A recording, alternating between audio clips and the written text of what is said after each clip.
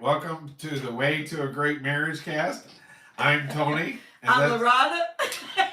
And Loranda has one of Omi's songs that she has picked out to sing for you guys for your pleasure tonight. And so Omi wrote this many years ago, and Omi is her mother. So here is Loranda. Thank you. The name of this is Hosanna to the King. Hosanna to the Son of David. Blessed is he that comes in the name of Christ the Savior. Hosanna to the one, O Jesus, the one of Nazareth. O Jesus of Galilee. He said to the two disciples, go and do as you are told. Go over into the village. Bring the donkey and the colt.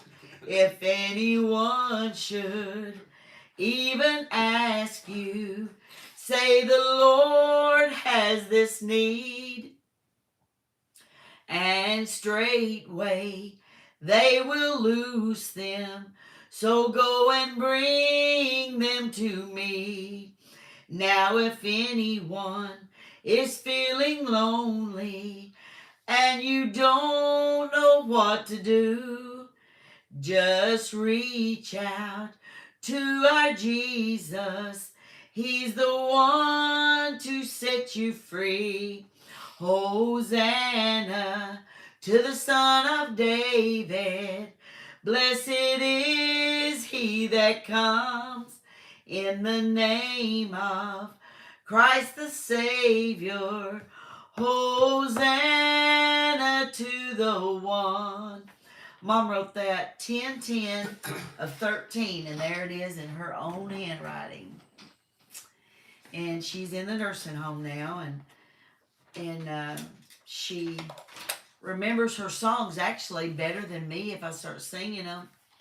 But I always keep her in your prayers. Her name is Oma.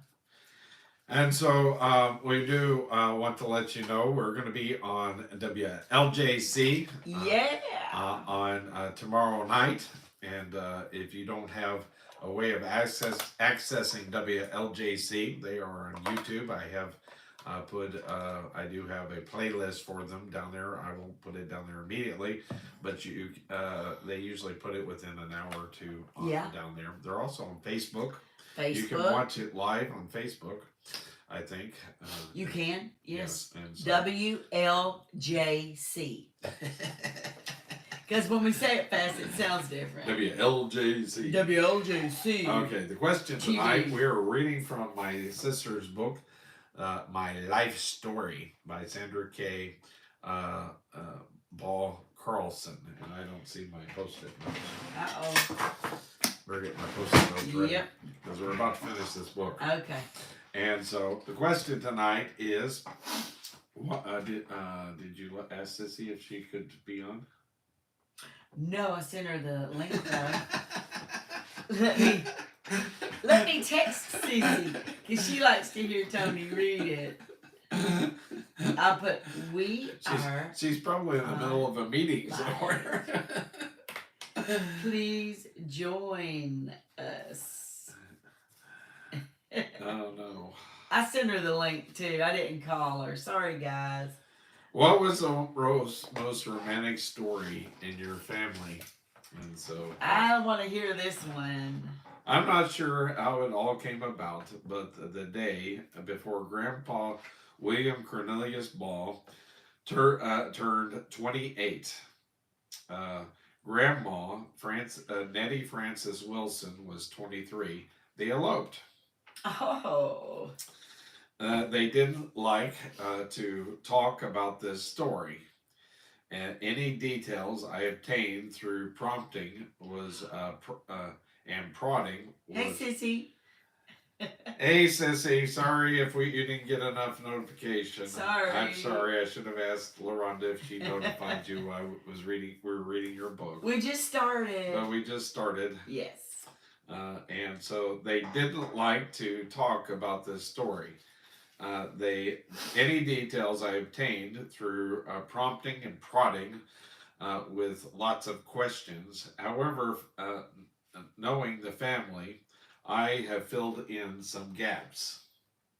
Oh, she's been waiting here for about 10 minutes. Oh, Okay, good. the official story is that they went to Somerset and were married at the courthouse by Judge R.C. Carter. It's a cousin of my mother, a distant cousins of both. Oh no. Cousins of both of them, and my mother, Adele Tarter. Afterwards, they ran into Grandpa's cousin, future U.S. Senator and Ambassador John Sherman Cooper. Uh, he treated them to their wedding supper, and they returned home the next day. That is as much information as I could get out of Grandma and Grandpa. Actually, I think John Sherman Cooper was one of their witnesses. Oh. People kept their personal affairs private in those days. Yeah. My assumptions fill in some of the blanks. I know that my great grandmother Wilson was not a homemaker. She depended upon her eldest daughter Nettie for all the cooking, sewing, and caring of her 5 brothers and surviving little sister. I imagined that her parents were reluctant for her to marry and probably considered her at 23 years old in 1927. I imagine that her parents were reluctant for her to marry and probably considered her that at 23 years old in 1927, Grandma would be an old maid and never leave their home. Grandma and Grandpa didn't attend the same church or school. And even though they only lived 3 miles apart, it wasn't likely they knew each other. However, their Baptist denomination was a small community that attended revivals and church suppers throughout that part of the country as the primary source of entertainment. I assume they got to know each other at one of these events. I can imagine them secretly making their plans, and on the evening in late September, she slipped away to get into his horse-drawn wagon, and they drove to town. I imagine their excitement on that drive as they were married and had dinner. I don't know where they stayed the first night, but Grandpa brought Grandma home with him the next day, and she lived with his grandparents until they could move into their own farmhouse next door. Aunt Hazel was born 2 years later. I I have not known much about their courtship and elopement, but even though their marriage had its ups and downs, I know they were devoted to each other for over 50 years. The photo was taken the first year before they married. Was taken the year before they married. Before they married. So they knew each other for some time. I was like, maybe Grandpa was driving through Nancy and said, "Hey, girl, you want to get married?" Hop in. Hop in. Well, I'll take you and we'll get hits today. Take you out for some dinner. But I always thought my misconception was that he got married the day before he was 25. I thought Great Grandma Baugh told him to not get married till he was 25. And I think my replay is a long ways behind. Really behind tonight. I need to catch it up. Let me catch up my replay. Okay, there we go. And so the next section. Do you play a musical instrument? Several. Ooh, yeah. From the time I can remember, I wanted to play the piano. Oh, she wanted to play the Yeah. piano. That's the difference between me and her. When I was 3 years old and we visited anyone with a piano, I had to get my hands on the keys. Grandma had an old pump organ that initially came from her parents' home. She played hymns but didn't read music in the standard way. She read the shapes of the notes. My favorite memories are singing while Grandma played the pump organ. And aside, when Dad was a teenager, his mother's parents wanted to get rid of the organ and planned to throw it out. Grandma wanted it, but Grandpa observed there wasn't room for it in their house. Well, it's huge. Interesting. It's huge. Dad offered to put it in his room. Dad saved the organ, and Grandma enjoyed playing it during her lifetime. Before she died, she gave Dad the organ, which has been in our living room since then.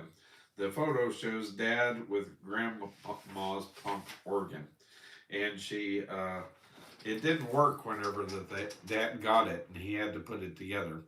So there's a few keys that don't actually make the right sound, so it's kind of interesting to play, to say the least. So I wanted to take piano lessons from an early age. Mom and Dad knew I needed a piano, so they bought an upright from the neighbor, and Mom painted it white Of course she to did. match my room. It's beautiful. To see the photo of Grandma Charlene and me at the piano, and it has gold trim. Whenever Mom had decorated my room blue, she painted it with blue trim. And then we sold it and bought a regular piano. I don't know what happened to it. I think we sold it too. I gave mine away. They sold it too, but anyway. The only piano teacher in the area had a small closet with a piano at the high school where she taught piano lessons. My mom had taken lessons from the same teacher. When I was 6 years old, my mom contacted the teacher about lessons and said to wait until I was 9. Okay. I had a piano lesson once a week during the school day.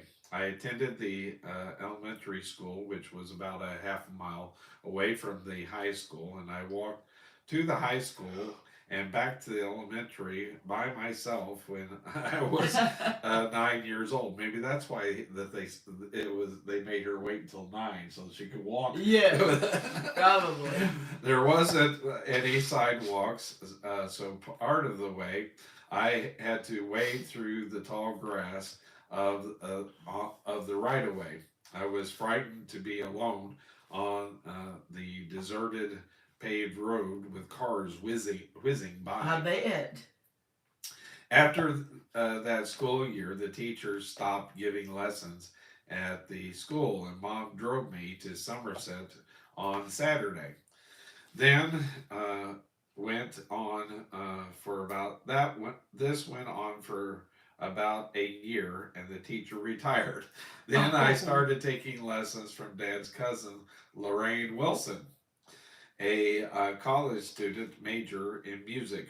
She lived in Nancy, so it was more convenient. However, she had no experience in teaching piano lessons. I don't believe I learned much from her. I tried to persuade both of my teachers to teach me about chords and chord progression, but they refused and told me to talk to them. In a few years, I continued practicing, and the classical music they knew would give me the foundation I needed. And that was what I learned, what happened whenever I was learning too. And whenever I got in high school, I was playing, I, my tutor didn't know my instrument. He knew how to play trumpet, so he taught me all the chords and stuff. And so now, if I ever teach anybody about piano, I'm like, I start with the chords. That should be the foundation you start with. But anyway, exactly. by this time, between piano lessons, playing hymns on my own at home, and watching the piano at church, I became good enough to be the substitute pianist at church. Observing the church pianist, I figured out how to play chords. This was before the internet and YouTube videos. Yeah. When I was about 10 years old, they purchased an organ for the church, and I wanted to be able to play it.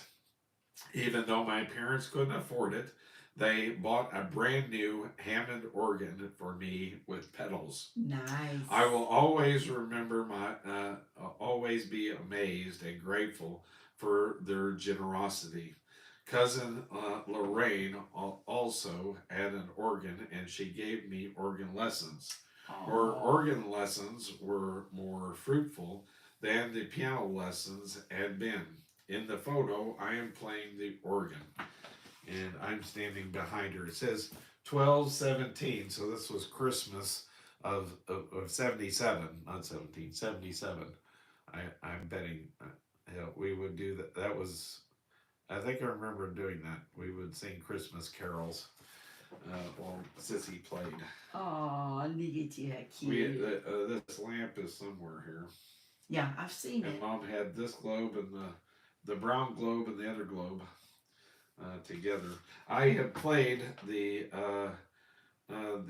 piano organ off and on ever since, and feel blessed to be able to make music this way. I have filled in when the regular pianist and organist was absent in my church I was attending.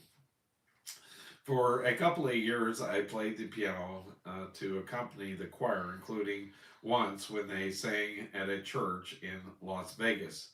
When Brian played the violin as part of the Mojave Community Orchestra, he and the first violinist, Barbara Snelling, wanted to play for events such as weddings and anniversaries. I played the piano to accompany them. When Brian, Nancy, and David got together to play music, I often played the keyboards for them. Being able to play a musical instrument is a benefit and a valuable skill. I always say that I don't play well, but I am adequate. I played with Charlene's piano in Indianapolis while we sang together. And this is Charlene. Look how cute Charlene is there. I didn't see Oh, you didn't see her? You can't see her? her. Not real good, no. Oh, okay. Let's see. And then this is. Is this Shirley? Yeah, that's Oh. Charlene. I played for a wedding when I was 14. Oh, I thought you played for quite a few weddings. And so I guess that's where she played for a wedding. I guess I thought she did a lot of that because of that. And then the Carlson's making music. This isn't your music room, but anyway.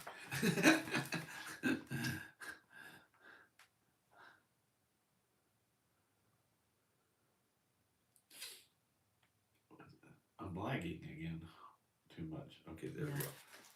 I like to put it up there long enough you can look at it. The next question is, did you belong to any organizations when you were a child?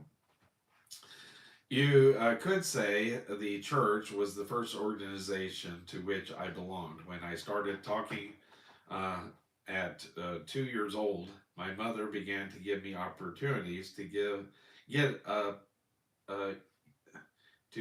used to public speaking. Sorry. I guess I'm not used to public speaking or reading anyway. She helped me memorize scripture and biblical concepts. Every year on New Year's Eve, the church in our conference took turns holding a watch night service. The service started at 7 p.m. with three ministers giving sermons, congregational singing, solos, children sharing memory work that ended at midnight with donuts and coffee in the basement fellowship area. Yeah, I remember those days. On New Year's Eve, I got pulled over one time coming from a lunch night party. Oh no! The deputy asked me, where have you been? Or what are you doing out at this hour? And I was like, I just came from church. Watch night. Watch night time. On New Year's Eve, when I was 2 years old, that service was held at our home church, White Oak Baptist Church. Let's see. Here's the plate from White Oak. That's what it White is. Oak. Mom had taught me to memorize the books of the New Testament, i.e., Matthew, Mark, Luke, John, Acts, Romans, etc. And coached me to speak loudly enough that the people on the last pew in the church could hear. Yep. Philip, you hear that? That's what you know. You too. There was a record crowd that night. The sanctuary was packed. I stood in front of all those people and flawlessly, albeit with a toddler accent, said the entire books of the New Testament. They were so impressed, one of the ladies later gave me a card with a silver dollar inside. I liked to perform. Mom always said she wished she had a video camera when I stood on a chair in front of the bathroom mirror at 5 years of age to mimic television commercials. I bet you was a dog. Over the years of my childhood, it was common for me to say memory verses or sing songs in front of the congregation at church. Public speaking became comfortable when I was about 10 years old because I developed, became uncomfortable when I was about 10 years old because I developed a stutter. When I was nervous or under pressure, I stuttered over certain sounds, especially TH and S. I was embarrassed. I was about 12 when someone advised my parents to take me to the chiropractor. That may help. My stuttering was soon in the past. When I was 9 years old, I joined my first organization outside the church. They started those of us interested in a 4-H club at school when we were about when we advanced to the 5th grade. 4-H was no longer available at school. Mom organized a separate 4-H club so that I could continue. For the next several years, with Mom's help, I won ribbons for giving speeches, demonstrations, sewing, cooking, talent shows, and entering garden produce at the county fair. The first demonstration I presented was how to make milkshakes. Yeah. I won at the local and regional level and gave my demonstration at the Kentucky State Fair in Louisville. You gave the judges a sample and they were like, yay! Yummy. And Hazel, Charlene, and Jerry came from Indianapolis to watch. Yes, I played for several weddings. Okay. The photo depicts a 4-H talent show skit at the local competition. As you can see, they're in a car and there's a steering wheel and those kind of things. If you can't see, I guess, is the question.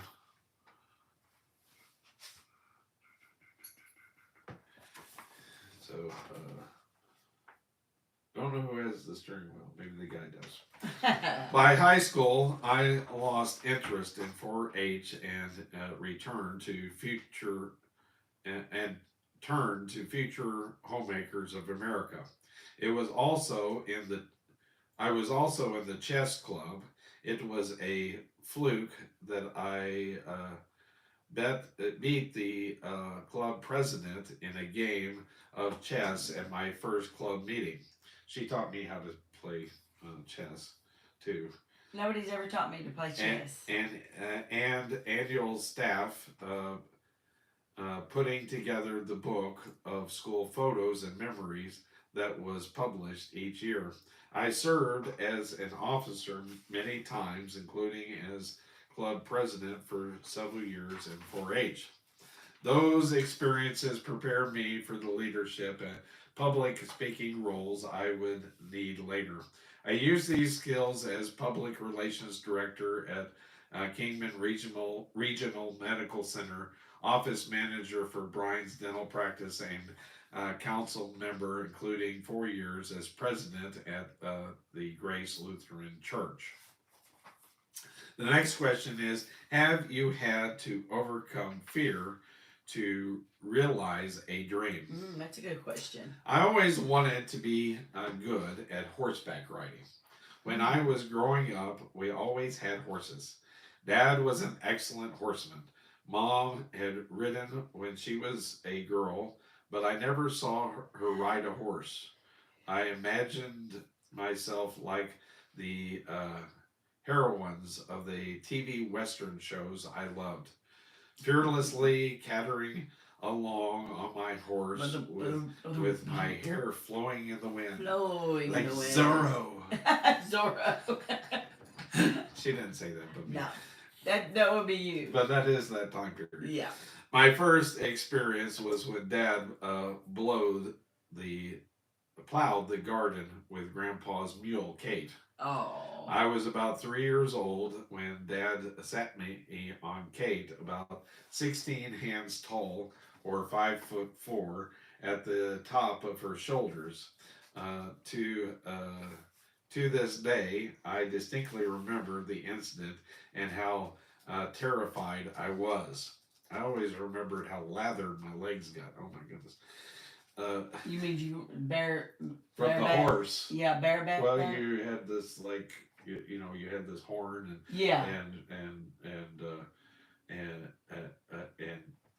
a set to pull but there was no saddle. We were basically wearing bareback. I think Dad may have put a towel up there. You were bareback, yeah.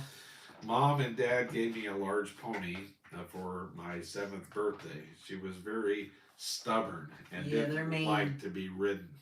Ponies are mean. Before we got her, she had developed bad habits to discourage people from riding. Yeah. Sissy, I had one she'd rub me off on the fence as we'd go by. On the barbed wire fence. Her favorite trick was going to the wooden wire fence and rubbing her side on the fence to try to trap my leg. Yes. Maybe you got it before. Maybe you got. I got your pony. This pony afterwards. Afterwards, Is that what it looked like? No. I wasn't experienced or mature enough to make her behave at 7 years old. See the photo of me riding Queenie. Queenie. Is that Grandma in the background? That looks like Grandma in the background. You can see Mom's flower beds and her flowers. But now, Sissy, that's a little bit bigger than a pony. It's a little small horse. Well, she was only 7 years old. Yeah. That's a pretty good size little pony.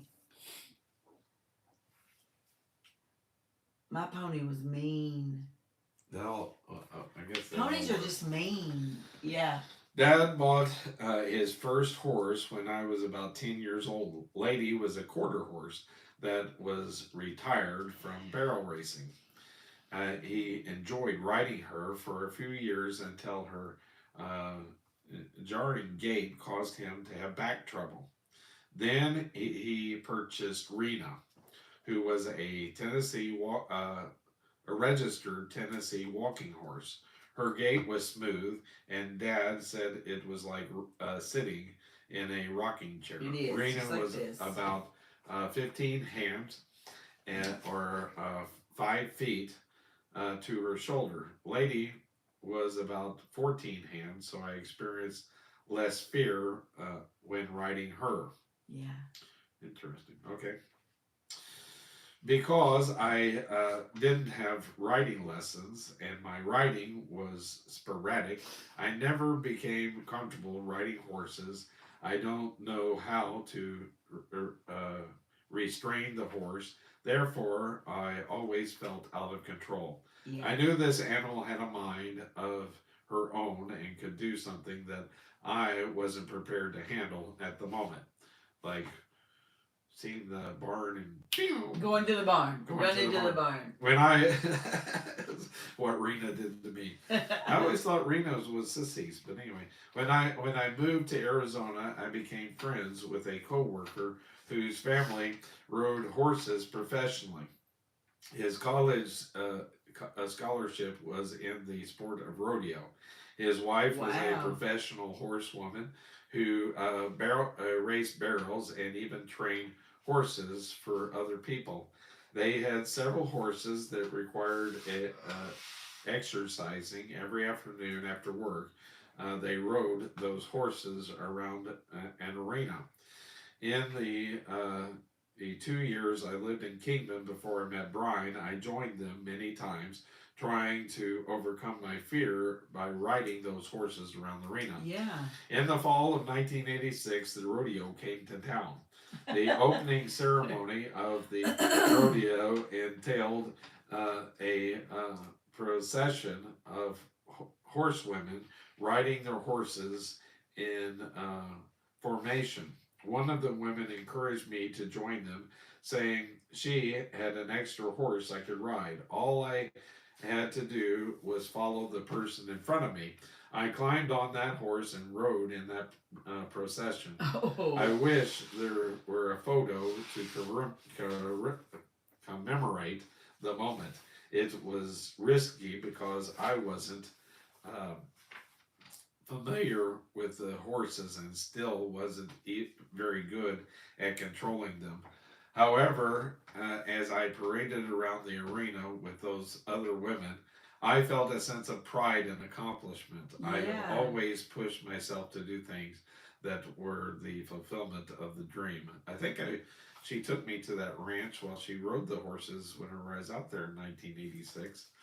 And I think probably Braden or Tim, uh, yes, Grandma, it is Grandma on the porch, and it's a Shetland pony. Oh, Shetland But pony, yeah. I think that Tim, that's who. Maybe that's who.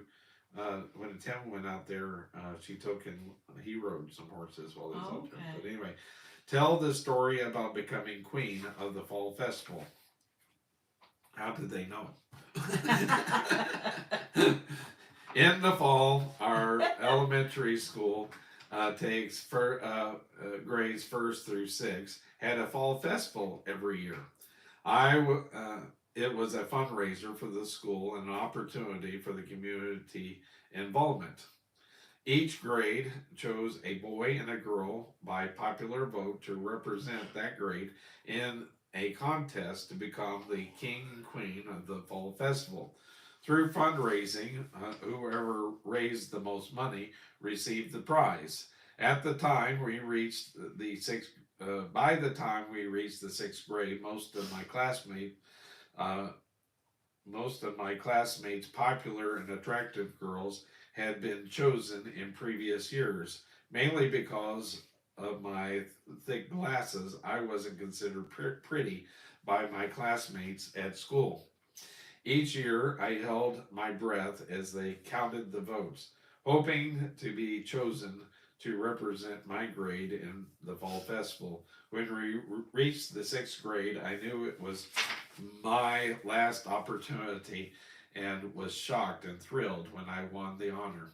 Yay. The fundraising was held at school and was student led. Everyone in our grade wanted our candidate, me, to win. So we all pitched in and had talent shows, skits, and variety of other activities that students planned, choreographed, and directed. We charged 10 cents each for admission. In the end, we had only raised about $25 and was surprised that was enough to win.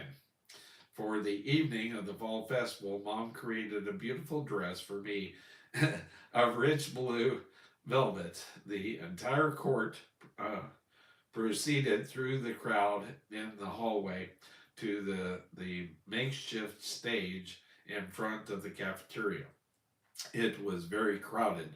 Barry Dalton was crowned king, and I was crowned queen of the fall festival. Oh. And is that mom behind her? Anyway.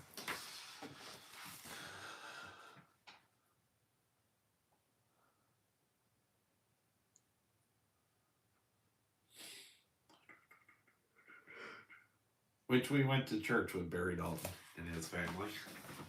What makes you happy? And this is where we're going to get in trouble. Spending time with those I love give me the most joy and happiness. First on that list is spending time with God. It keeps me grounded and settled in my spirit. I owe everything to Him. Brian has brought joy to every aspect of my life. He is truly my soulmate in every way. My best friend. I am most content when it is just Brian and me spending time together. I am happy spending time with my parents, Tony and his family, Brian's family, and cousins I am close to. My greatest happiness has come from being part of Holly's life. It has been it has been fulfilling to see her make her decisions and grow up to be a kind-hearted, loving woman who is an exceptional wife and mother. She married a great guy, and they have gave us three grandchildren: Nelson, Ingrid, and Hendrix, which provide us with indescribable joy.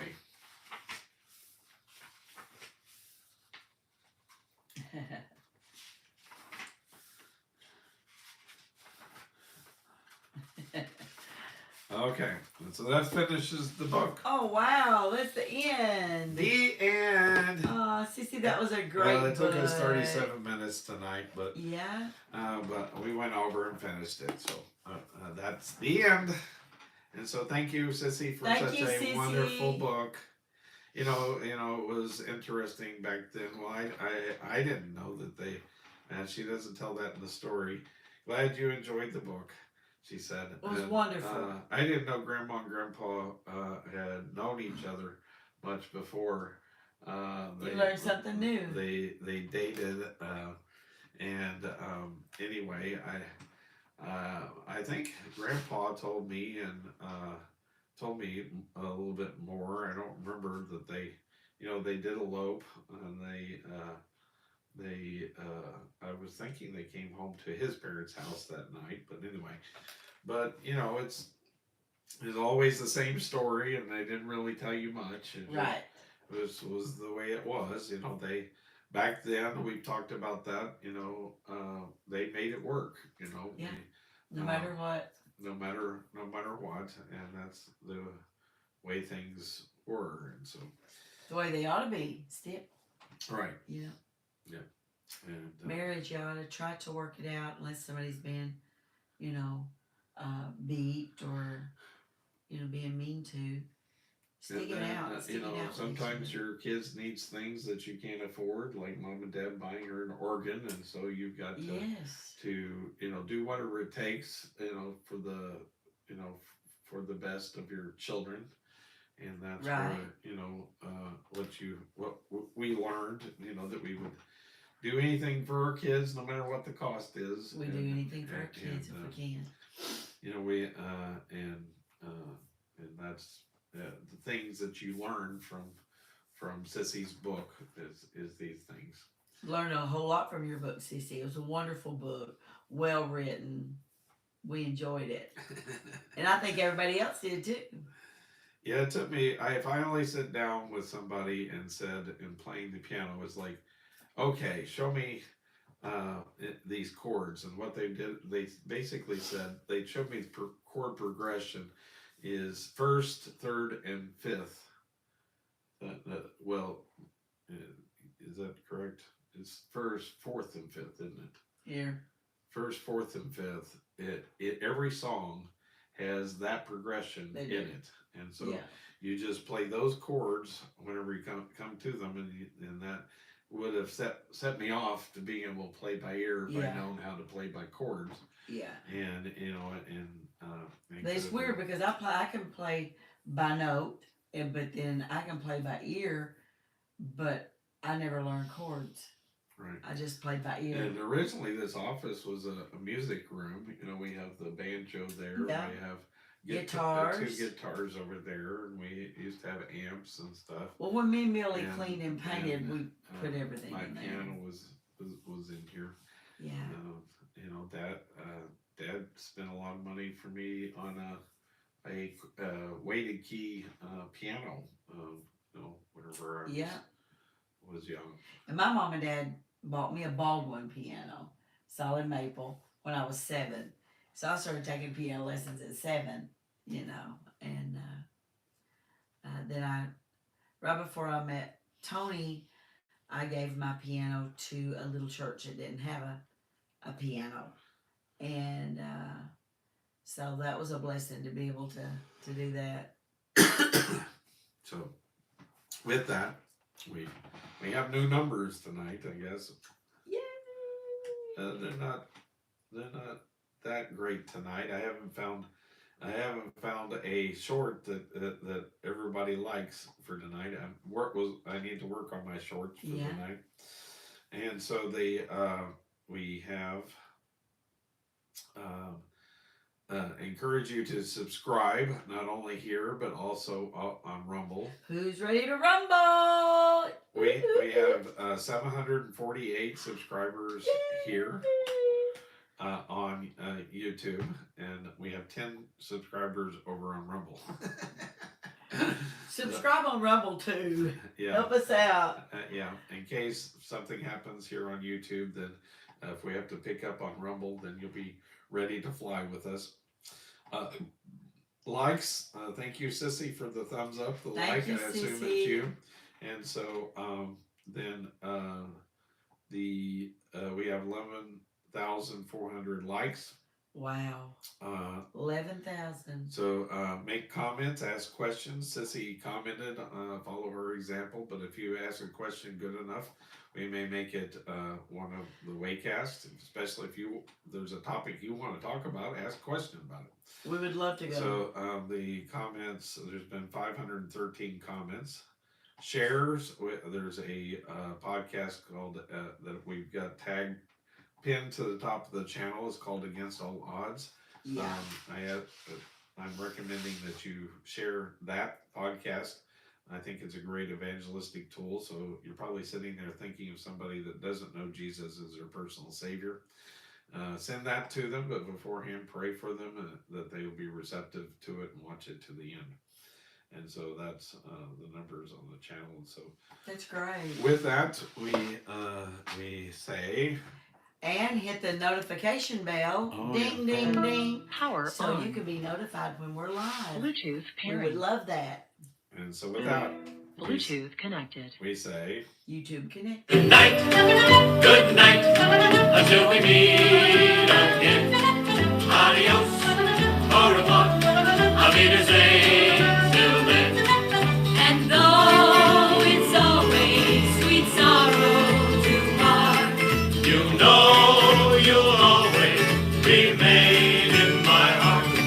Good night, sleep tight, and pleasant dreams to you.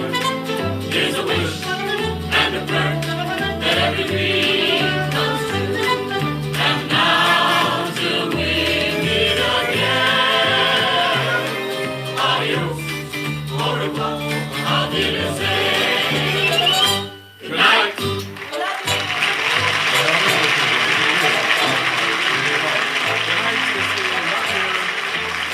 Friends, there you have our show. Hit songs and fashions through the years.